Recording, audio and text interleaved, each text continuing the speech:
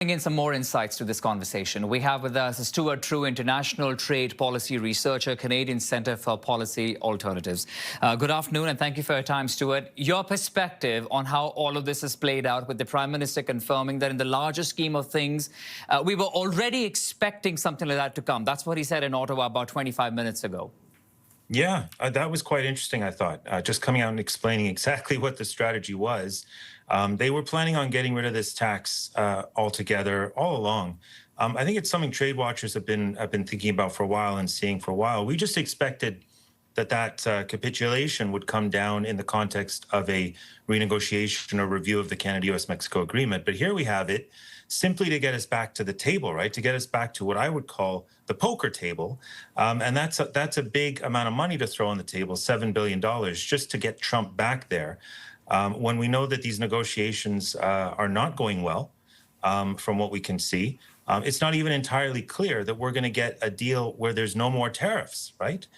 This is something that's being floated by the government in conversations with the business sector in Canada.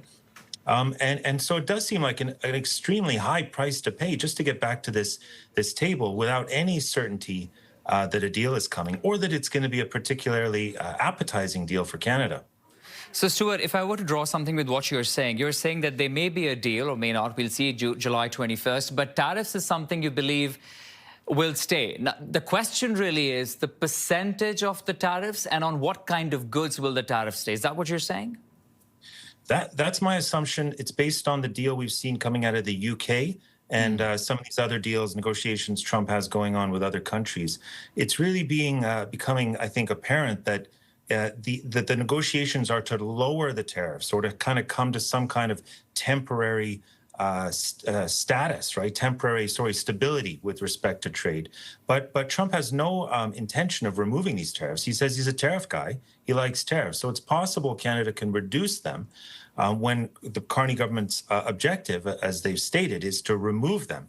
So, to me, part of the difficulty of these talks is going to be to square that circle, is where do we end up? Now, if we got rid of the digital services tax for zero tariffs, that might be something to be, cautiously optimistic about, but we simply don't know. And I think it's unlikely when you look at what the UK was able to negotiate recently with the Trump administration. Yeah, but the catch here is the kind of trade that US does with UK is very different from the volume and the kind of trade US does with Canada.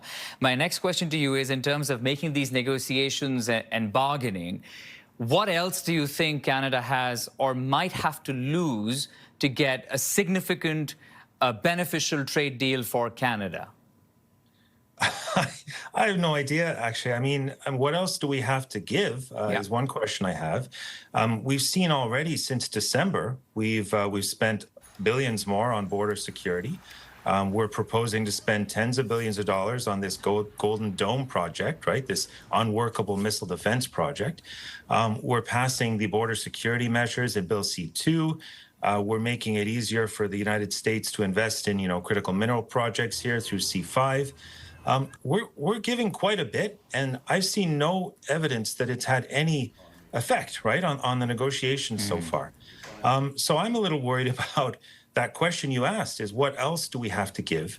And for what kind of deal? I mean, really kind of going back to some kind of pre-chaos status quo would be pretty good at this point, right? Yeah. But we're beyond that. We're already made several concessions to the United States. We're cooperating at every step. And so I'm quite worried about what else we're going to have to give up next. But we have no idea. These negotiations, as Mr. Axworthy was saying, have been very secretive. And the government is telling us that has to be the case. We can't negotiate in public, but we really have no idea what Canada is prepared to do. Or what the Trump administration is ultimately asking at this point, or whether we're going to have to do this all over again in the context of a review of the Canada-U.S.-Mexico agreement come October or November. Yeah, very complex situation indeed. Stuart True, international trade policy researcher. Appreciate your time, Stuart. Thanks for joining us.